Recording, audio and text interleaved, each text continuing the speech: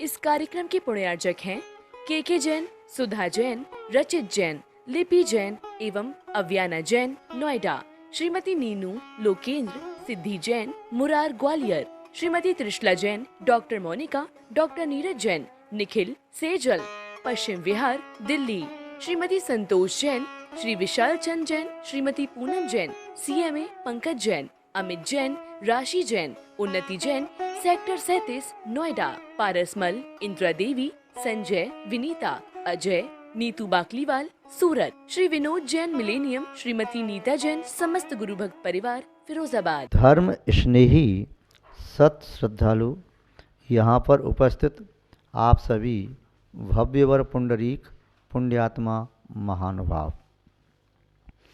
आचार्य भगवान योगींद्र देव स्वामी विरचित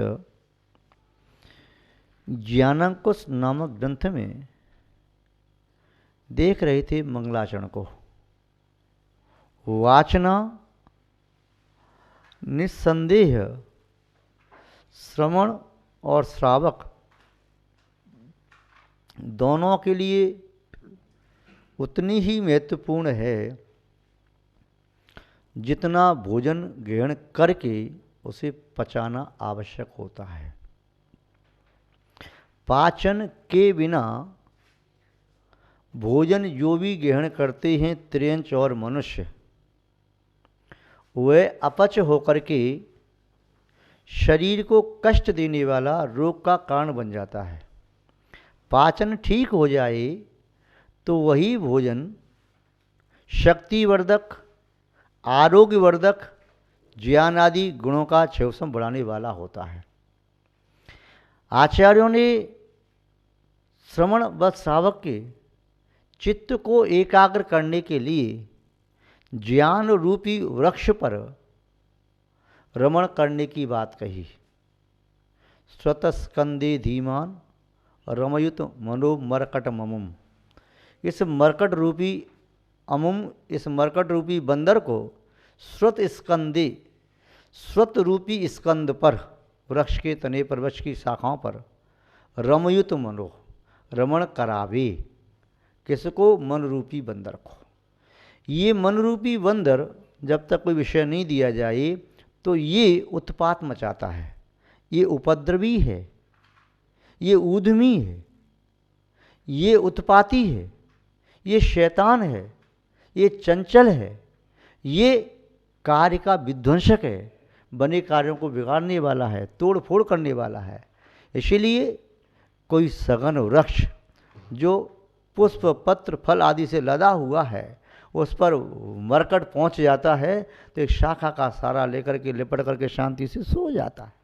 ऐसे ही किसी भी श्रुत के पिपासु श्रावक व श्रवण को किसी ग्रंथ की कोई भी पंक्ति जब हृदय का स्पर्श करने वाली होती है तो उस पंक्ति के अंदर निबद्ध भाव को वह ऐसे ही ग्रहण कर लेता है जैसे कोई त्रियंच जानवर गन्ने के उस टुकड़े को चींटी आदि उसमें छेद नहीं करती, उसके ऊपर से चिपक करके ही उसके रस को चूस लेती है, ग्रहण कर लेती है। ऐसे ही ग्रंथ में निबद्ध गाथा, श्लोक, कारिका, सूत्र, वृत्ति, तात्पर्य या भाष्य आदि जो भी हैं, एक पंक्ति भी यदि मिली तो उसे ग्रहण करके इतना तृप्त और संतुष्ट होता है कि शायद कोई निर्धन व्यक्ति चक्रवर्ती के वैभव को पाकर के भी संतुष्ट न हो।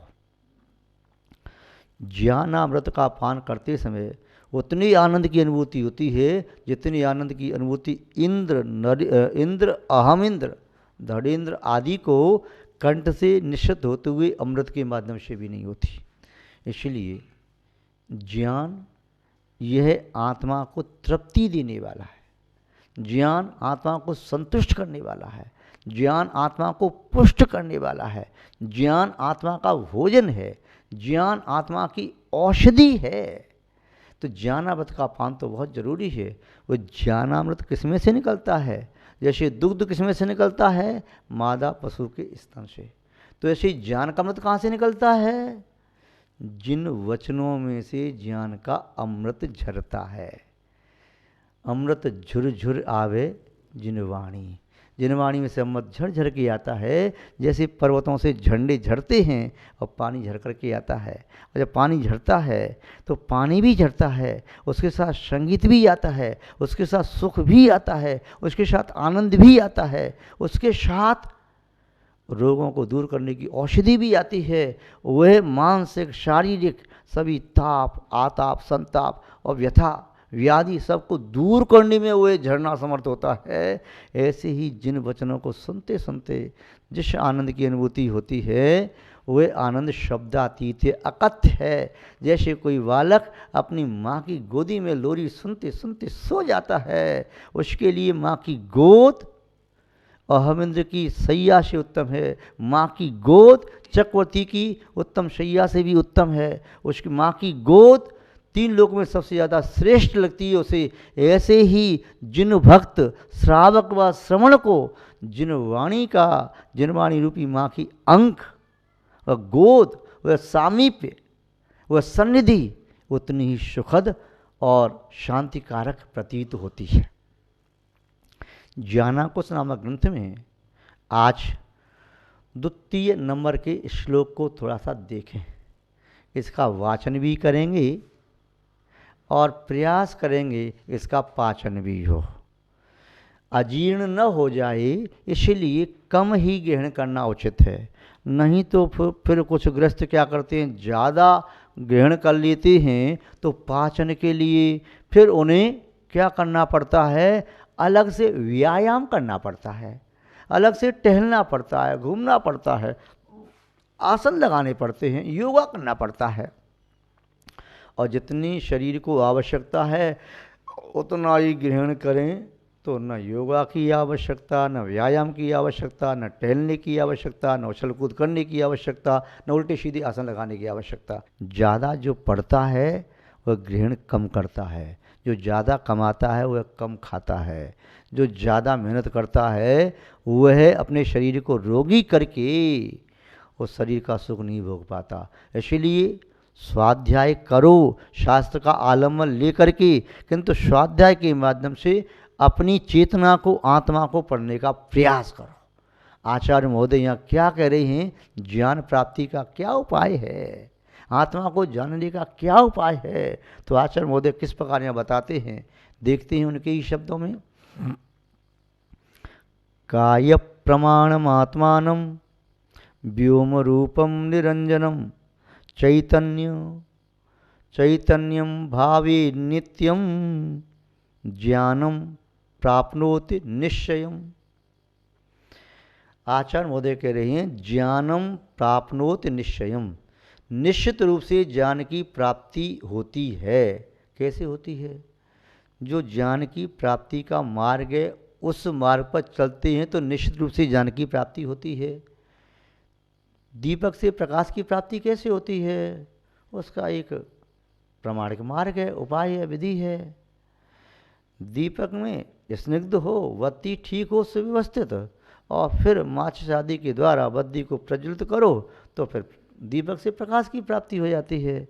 यदि कोई व्यक्ति दीपक की बत्ती को दीपक के बाहर रख दे, फिर वह माचिस जला करके तीसरी जगह उसको मिट्टी को जलाए, न बत्ती को जला रहा न संगता को मिल कर रहा, तो फिर वह दीपक नहीं जलेगा। या जो घृत आदि है उसे बाहर डाल दे, बत्ती को दीपक में रख दे, दिबला को दीपक को उल्टा कर दे, ऊपर से माचिस की तिल्ली लगाए, तो क्या दीपक जलेगा? नहीं जलेगा। ऐसे ही यदि हम मिथ्या उपाय के द्वारा सम्यक ज्ञान को प्राप्त करने का उपाय करेंगे तो सम्यक ज्ञान प्राप्त नहीं होगा। चाबी तुम्हारे पास एक है या हजार, ये महत्व नहीं रखता है। महत्व ये रखता है चाबी सही पकड़ना तुम्हें आता भी है कि नहीं आता।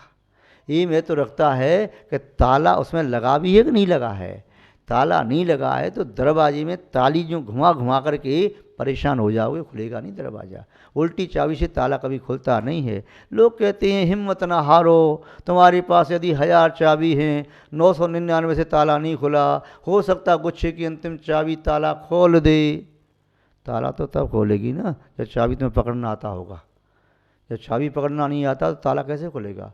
उल्टी चाबी से ताला नहीं खुलता।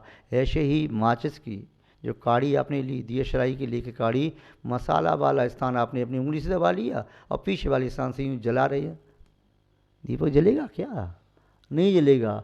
ऐसे ही अनादिकाल से हमने और आपने मिथ्या मार्गों के द्वारा सम्यक ज्ञान को प्राप्त करने की कोशिश की, तो सम्यक ज्ञान से प्राप्त नहीं होगा। किसान भी जानता है जो अनपढ़ होता है कि खेत को पहले जोतना पड़ता है, बीज बोना पड़ता है, सिंचाई करनी पड़ती है, खाद डालनी पड़ती है, जलवायु उचित मिलना चाहिए, तभी फसल आती है। फसल काट करके लाता है, खलिहान में रखता है, तो वह अनाज को लेकर के आता है। ये ग्वाला जो अक्षर नहीं जानता, वह जानता है मैं अपनी गाय को, भैंस को, जो या बकरी आदि को खूब घास खिलाऊंगा, दाना खिलाऊंगा, फिर बकरी दूध देगी, तो दूध कहाँ से निकलेगा? स्तन से निकलेगा। यदि वह ग्वाला बकरी को, गाय को, भैंस को खूब चारा खिलाता है और सींग को पकड़ करके धोने बैठ जाए, तो सींग में से दूध निकलता है क्या? जैसे गाय की, भैंस की, बकरी की सींग में से दूध नहीं निकलता, पूंछ में से दूध नहीं निकलता, पैर में से दूध नहीं निकलता, कान में से दूध नहीं निकलता, ऐसे ही शास्त्रों को जो लोग कांख में दबा करके घूमते हैं उन्हें ज्ञान की प्राप्ति नहीं होती। जो शास्त्र को अपनी छाती में रख के सो जाते हैं, ऐसे ज्ञान की प्राप्ति नहीं होती। या शास्त्रों को आजू बाजू में लाइन से लगा के बैठ जाते हैं, शास्त्रों में लेट जाते हैं, मैं इतना ज्ञानी, ज्ञान की प्राप्ति नहीं होती। एक शब्द भी अंदर चला जाए तो निस्संदेह भेद विज्ञान पैदा कर देता है, आत्मा को जना देता है। एक शब्द का सुत ज्ञान, एक शब्द का सुत ज्ञान निस्सीम भावशुद्ध ज्ञान को पैदा करने में समर्थ है। द्रव्य शुद्ध थोड़ा भी हो तो भावशुद्ध बहुत सारा पैदा होता है। यदि एक लोटा नींबू का रस ले आओ, उसके माध्यम से आप कहो अब मैं देखता हूँ कि इसे नींबू के रस का असर होता है कि नहीं होता है, एक कटोरी दूध में डालो। जरूरी नहीं कि एक कटोरा या एक लोटा या एक बाल्टी एक जगह नींबू का रस हो तभी एहसास हो कि नींबू का रस है, ये दूध में अपना प्रभाव दिखाता है। अरे नींबू के रस की तो एक बूंद दूध में चली जाए तो दूध को फाड़ देती है, प्रभाव दिखा देती है। जो जैसा है अपना स्वाद छोड़ता है। नींबू का रस डाला तो दूध फट गया, शक्कर डाली तो दूध मीठा हो गया, नमक डाल दिया तो दूध खारा हो गया। दूध में अपना प्रभाव छोड़ दिया। कैसा प्रभाव छोड़ा? जैसा उसका स्वभाव था। नमक का स्वभाव खारी था, नमक चाहे एक कण डालो, चाहे मुट्ठी भर डालो, चाहे और ज़्यादा डाल दो, नमक के डालने से दूध मीठा नहीं होगा। ऐसे ही मिथ्या मार्गों के माध्यम से सम्यक ज्ञान की प्राप्ति नहीं होगी। सम्यक लक्ष्य को प्राप्त करना है तो सम्यक मार्ग का आश्रय लेना ही पड़ेगा, कोई चारा ही नहीं है, कहीं गुंजाइश ही नहीं है, अपवाद भी नहीं है। वह एक ही मार्ग था, वह एक ही मार्ग है, एक ही मार्ग होगा, दूसरा न था, न है, न कभी हो सकेगा। लोगों को भ्रमित भली कर दिया जाए किंतु नहीं। नदी जमीन पर बहती दिखाई दे रही है, उससे पानी पिया जा सकता है। दीवार पर नदी का चित्र बना करके उसमें से पानी नहीं पिया जा सकता। सही के लड्डू माँ ने बनाए, उनको खाने से तृप्ति मिलती है। लड्डुओं का ढेर दीवार के चित्र में लगा दो, बहुत सारा ढेर लगा हुआ है, उस ढेर को देखने से पेट नहीं भरता, उसे खाया भी नहीं जा सकता।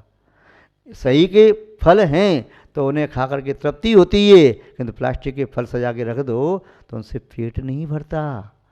सही में भोजन करो तो पेट भरता है, नींद में कितना भी भोजन कर लो तो पेट नहीं भरता। उपवास के दिन कई लोगों को रात्रि में स्वप्न में भोजन करने की आदत होती है, वे स्वप्न में भोजन कर लेते हैं, सवेरे जगते हैं तब भी भूखे के भूखे उठते हैं। क्यों? स्वप्न के भोजन से किसी का पेट भरता है क्या? नहीं भरता। ऐसे ही विपरीत मार्ग, मिथ्या मार्ग, यद्वा तद्वा मार्ग, अनिश्चित मार्गों से निश्चय ज्ञान की प्राप्ति नहीं होती। आचार्य महोदय फिर उपाय बता रहे हैं कि ज्ञानम प्राप्नोत निश्चयम, निश्चय से ज्ञान की प्राप्ति होगी। कैसे होगी? तो यहाँ बताया काय प्रमाण मात्मानम। काय प्रमाण, शरीर प्रमाण इस आत्मा को जानना है। आत्मा कितनी बड़ी है? कोई मानता है आत्मा यहाँ पर छोटी सी चावल के दाने के बराबर, चींटी के बराबर और छोटी सी है। कोई मानता है आत्मा अंगूठे में रहती है, कोई मानता है आत्मा मस्तक में रहती है, कोई मानता है आत्मा ब्रह्मस्थान यहाँ रहती है, कोई मानता है आत्मा नाभि में रहती है। ये सब भ्रांत हैं, धारणा है।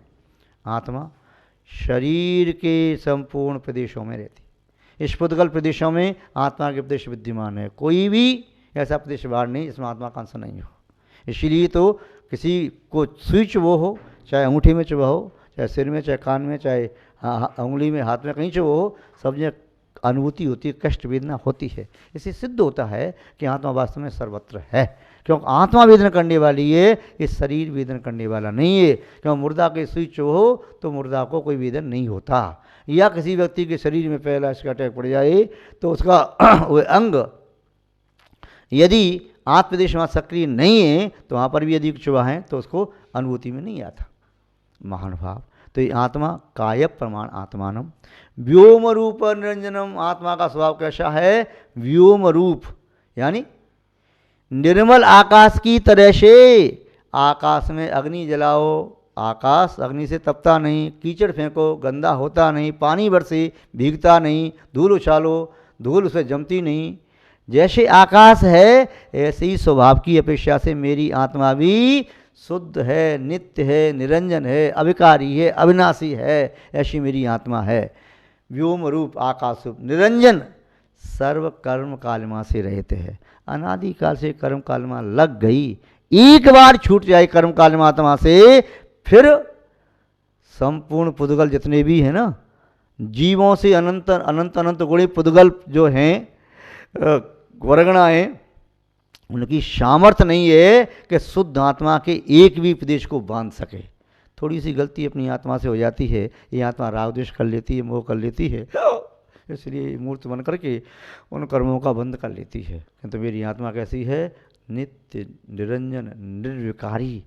निरंजन में कहिए तो निरंजन, अंजन कहिए तो कालिमा, कज्जल। कज्जल क्या है आत्मा का? आत्मा कज्जल है द्रव्य कर्म, भाव कर्म, नो कर्म, उससे रहित है।